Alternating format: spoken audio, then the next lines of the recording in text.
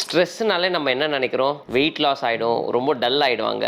But of late the trend has significantly changed. ரொம்ப ஸ்ட்ரெஸ்ஸாக இருக்கவங்க வெயிட் கெயின், ஒபிசிட்டியோட தான் வராங்க. இந்த ஸ்ட்ரெஸ்லேயே 2 டைப்ஸ் இருக்குது. ஒன்று அக்யூட் ஸ்ட்ரெஸ், இன்னொன்று க்ரானிக் ஸ்ட்ரெஸ். ஸோ இந்த அக்யூட் ஸ்ட்ரெஸ்னா ஒரு சடன் ஒரு மேஜர் ஈவெண்ட், லைக் உங்கள் ஃபேமிலியில் ஒரு டெத் ஆயிருக்கு, இல்லை ஒரு மேஜர் ஆக்சிடென்ட் ஆயிருக்கு. ஸோ இந்த அக்யூட் ஸ்ட்ரெஸ்ல அட்ரினலின் ஹார்மோன் அதிகமாக ப்ரொடியூஸ் ஆகும். இதனால அப்படைட் கம்மி ஆகிடும் அண்ட் கொஞ்ச நாள் அவங்க சரியாக சாப்பிடாம வெயிட் லாஸ் ஆகும். இப்போ நம்ம ப்ராக்டிக்கலாக பார்க்குறது நிறைய பேருக்கு க்ரானிக் ஸ்ட்ரெஸ் இருக்கு. That is continuous stress. Majority of the people because of work stress, family stress, க்ரானிக்கா ஸ்ட்ரெஸ்ஃபுல்லாகவே இருக்காங்க. அதனால உடம்புல கார்டிசால் ஹார்மோன் அதிகமாக ப்ரொடியூஸ் ஆகுது. It will motivate us to eat more and more. Cravings நிறைய வரும். எஸ்பெஷலி ஒரு சிப்ஸ் பேக்கெட்டோ இல்லை ஒரு சுகரி ஃபுட்டோ இல்லை ஒரு சோடா குடிச்சா நம்மளுக்கு ஒரு ஸ்ட்ரெஸ்லேருந்து ரிலாக்ஸேஷன் கிடைக்கிற மாதிரி இருக்கும். This is called stress eating. So இந்த க்ரானிக் ஸ்ட்ரெஸ்னால வர ஓவர் ஈட்டிங் ஹேபிட்டை எப்படி அவாய்ட் பண்ணலாம்? ஃபர்ஸ்ட் அண்ட் மோஸ்ட் இம்பார்ட்டன்ட், உங்கள் வீட்டில் நிறைய ஸ்நாக்ஸ் ஐட்டம் வாங்கி ஸ்டோர் பண்ணி வைக்காதீங்க.